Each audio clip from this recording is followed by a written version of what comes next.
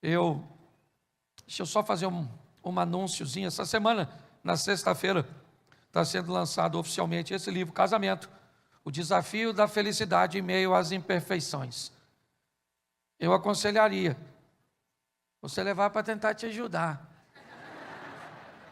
porque é difícil, certo? Porque não tem ninguém perfeito. E eu aconselho que o casal leve o livro, porque tem tarefas para você cumprir. Eu fiz um convite a um casal, deixa eu já sinalizar só onde ele está aqui, depois onde está a Estela, com seu esposo. Isso, ok? Ele está lá, no final eu vou receber, orar com vocês aqui, tá certo? Mas vamos lá, e vai ter lá fora alguns, se você quiser leva, se não quiser não leva, o problema é seu. Bom, gente, nos últimos anos, eu tenho falado muito sobre família, em particular casamentos. Se tornou algo que arde no meu coração, ajudar pessoas a manter relacionamentos, principalmente, os interpessoais, mas o de mais periculosidade, o casamento. É tão perigoso que só acaba com a morte. Você está rindo? Quem é solteiro aqui, levanta a mão. Aí, isso aí, cara. Para que casar, né, gente?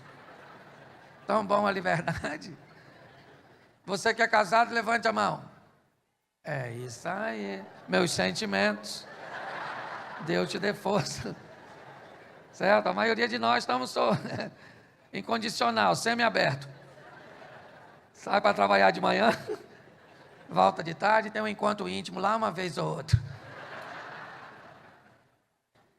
Mas eu tenho aprendido uma coisa, e é isso que eu quero conversar com vocês hoje. Que o casamento ele não tem problemas. Problema quem tem são as pessoas que compõem o casamento e a família. O casamento é perfeito, mas é um marido complicado, com a mulher bagunçada, com os filhos esquisitos, com a sogra tóxica, com o cunhado abusivo. Essas coisas que você sabe melhor do que eu. Então eu aprendi que se nós melhorarmos o indivíduo, nós melhoramos a instituição. Se nós pegarmos as pessoas e oferecermos a elas a palavra da transformação, se essas pessoas se tornarem acessíveis ao poder do Espírito Santo, se elas ouvirem a voz de Deus, se entenderem que acima das formações, das matrizes que você recebeu e que te moldaram,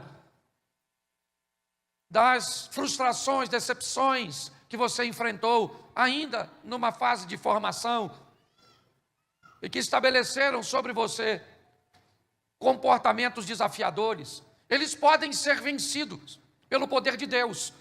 E Deus pode nos transformar numa pessoa melhor.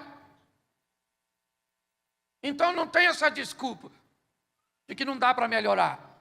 E pior, melhore para você e para Deus, não para o outro.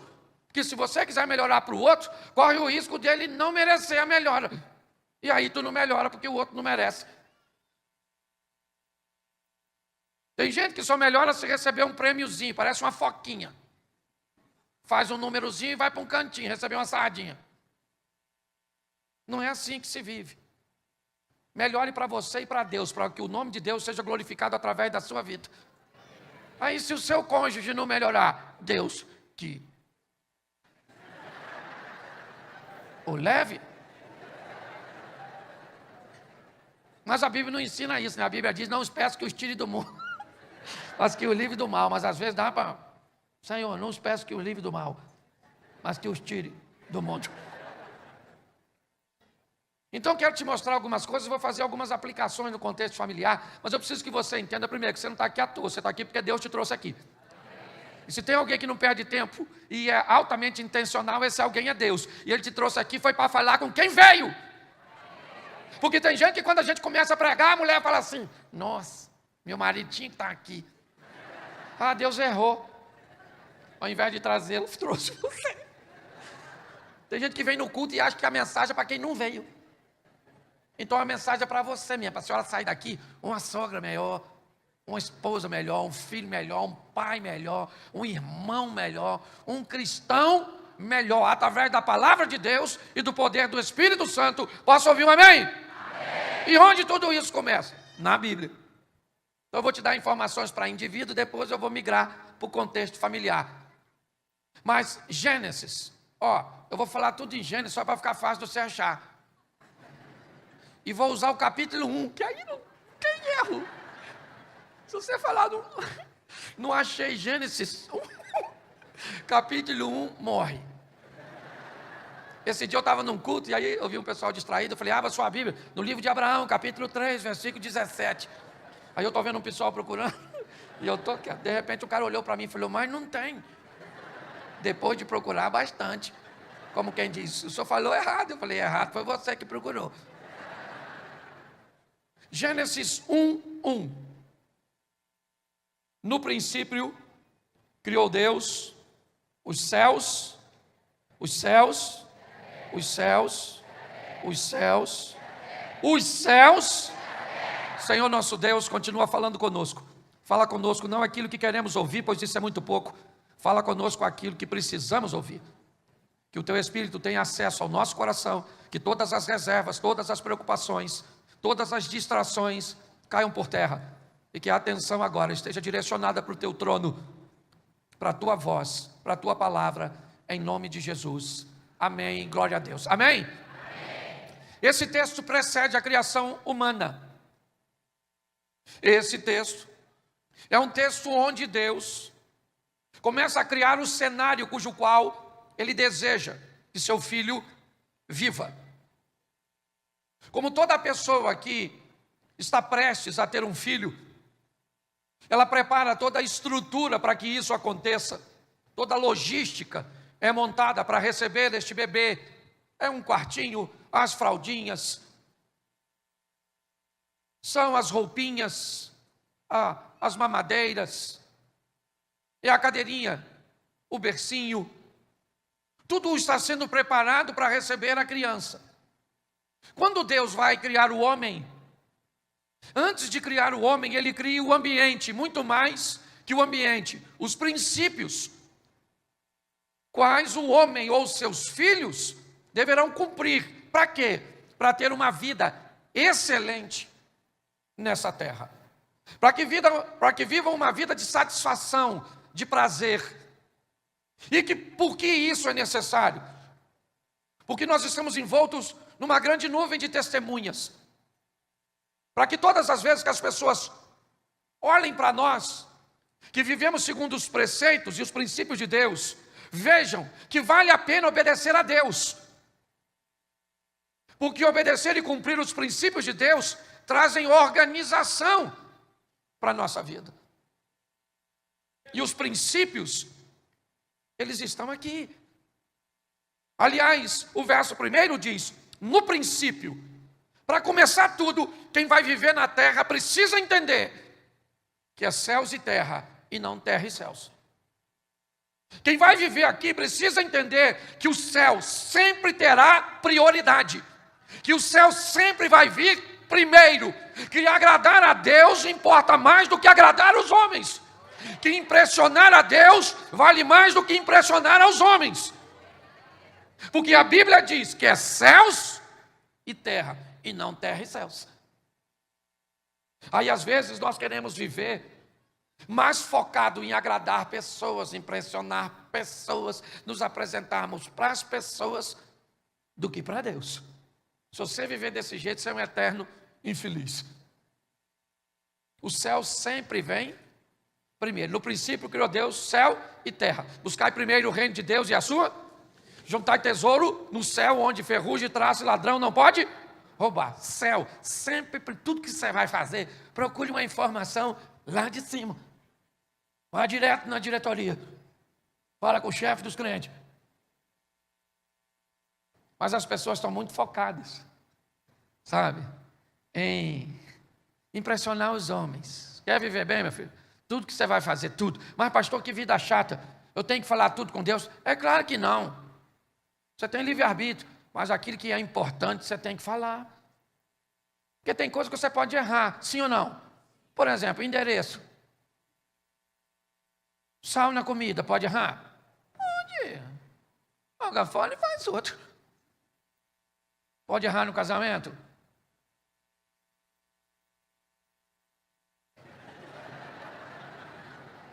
Pode errar na escolha da sogra? Pode errar na criação dos filhos? Pode errar na administração financeira?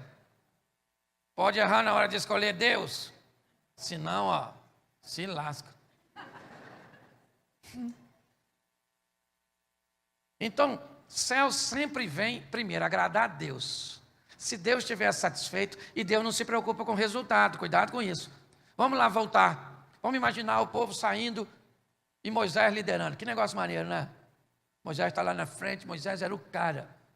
Aí Deus falou, Moisés, como é que está aí? Ele falou, sede. O povo está com sede. Deus falou, isso não é problema, Moisés. Dá uma pancadinha na rocha lá que eu vou fazer sair água. Moisés falou, sério? Sério? Pegou a varetinha dele, foi lá, deu uma pancadinha, não saiu água, menino. Pasme você. O povo bebeu. Todo mundo falou, Moisés, Moisés, Moisés. Isso, ganhou seguidor pra caramba. Ô Moisés, todo mundo feliz. Beberam água pra caramba, guardaram água, que beleza. Só que a vida continua, o povo teve sede de novo. Aí Moisés falou, pessoal, com sede de novo. Deus falou assim, então vamos fazer o seguinte, Moisés, de novo. Arruma uma pedrinha. E agora, ao invés de dar uma pancadinha nela, só fala, pedrinha. Sai uma aguinha. Mas o modelo mental do Moisés estava preso onde? Pancadinha. Ele falou, se da outra vez eu dei uma pancadinha e saiu água, para que eu vou falar? Vai que não dá certo. Bater, dá, foi lá na pedrinha e deu uma pancadinha. Sabe o que aconteceu? O que aconteceu? Vocês não leram não, né? Saiu uísque. Se você não leu, eu falo o que eu quiser. Saiu água, meu irmão, mas saiu muita água. Mas muita água! O texto faz questão de frisar que daquela pancadinha da desobediência, saiu muita água. O povo bebeu, Moisés, Moisés, Moisés. Resultado positivo, sim ou não? A terra está satisfeita, sim ou não? Todo mundo bebeu água, sim ou não? O céu está satisfeito? Então Deus tirou Moisés do grupo, levou para o privado. E falou com Moisés, Moisés, chega aí, maluco. Falei, o que é contigo? Moisés falou, que uma ova, não gagueja não. Seja homem, para assumir o que você fez. Eu falei, o que com você? Você falou para eu falar, e você fez o quê? Eu dei uma pancadinha. Moisés, o importante não era a água. Ele falou, não. Isso, a terra é que usa essa ótica, de achar que resultado é mais importante que a aceitação. Que a casa que você mora, que o dinheiro que você tem, que a roupa que você usa, determina se Deus está com você ou não. Aprenda uma coisa, esteja alinhado com o céu, é o princípio de tudo. Céu vem sempre primeiro. Está com vontade de trair sua mulher? Pense no céu, o que o céu diz? Uma só, mano. Mas Salomão tinha 1000. Você é Salomão, filho de Davi? Você já pensou ser com 1000 sogra? Virou chefe do Butantã.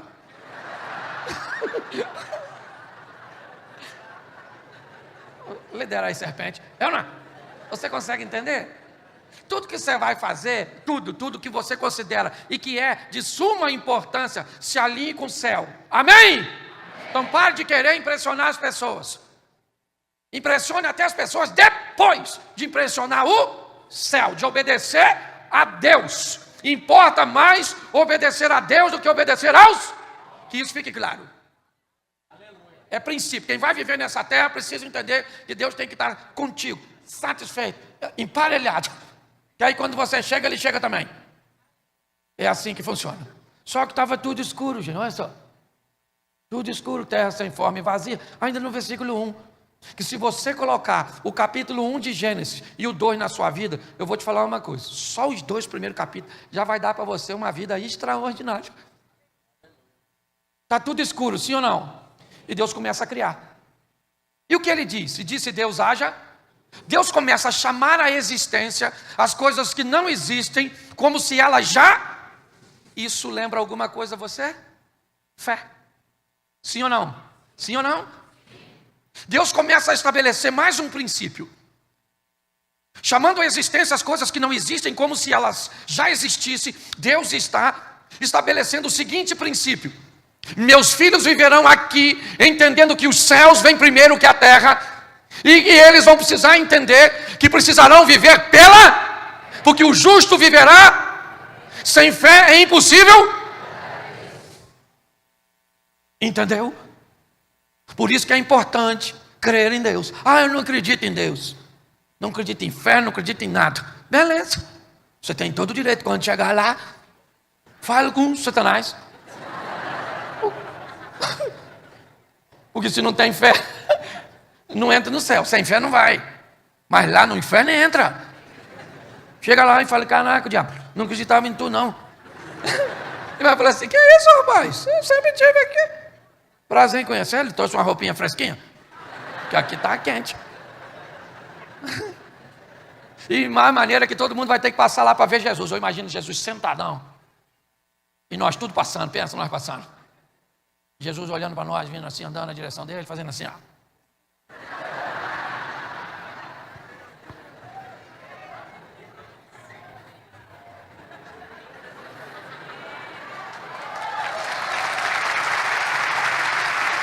Gostaram, né? Mas tem gente que vai passar lá e Jesus vai fazer.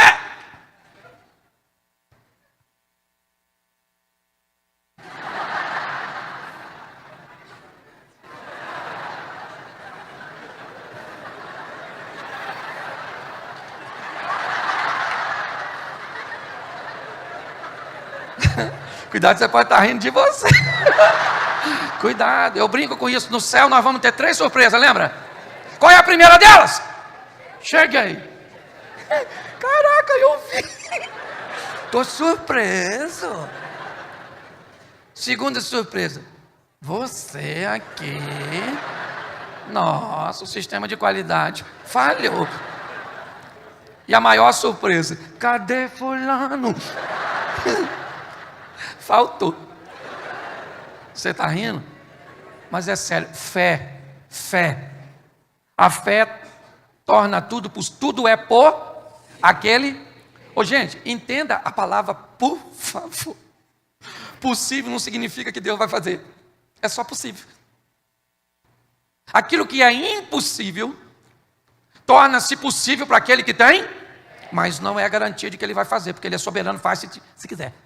Então você tem que aprender a servir a Deus mesmo quando ele vai fazer o que você não quer. Eu lembro daquela historinha acho que era a tal da Branca de Neve. Branca de Neve está lá tranquilona quando tem uma mulher doidona lá com problema com o espelho. Uma mulher doidona lá que encontra com o espelho de vez em quando, fala: espelho, espelho meu. Tem uma mulher mais bonita que eu. O espelho falou: que nada. Não. Ou ela fica toda satisfeita. O espelho continua inteiro. Ela continua feliz. A Branca de Neve está tudo tranquilo. E volta e meia está ela lá: espelho, espelho meu. Tem uma mulher mais bonita que eu. O espelho falou: claro que não, você é fera. Até que um dia ela disse: espelho, espelho meu, existe uma mulher mais bonita que eu. Aí ele falou: tem, a Branca de Neve. O quê? A mulher que era uma princesa virou uma bruxa. No final da história quebra o espelho e tenta matar a Branca de Neve. Por quê, pastor? Porque tem gente que quando escuta aquilo que não quer ouvir se transforma em coisas. Tem gente que quando Deus não faz o que ela quer, menino, não, eu também vou embora, o senhor vai ver só como é que vai ser sua vida sem mim. Eu imagino Deus olhando: difícil. É difícil. E nem droga usa, na verdade. Aliás, é a própria. Então você tem que saber, você vai viver pela fé, sim ou não? Mas ainda que a figueira não floresça, o produto da oliveira minta, ainda que não haja gado, ainda que tudo não funcione como você esperava, ainda assim nós louvaremos, bendizemos, exultaremos o Senhor. Amém? Porque nós vivemos pela fé. Posso ouvir um amém? Então aprenda. É princípio.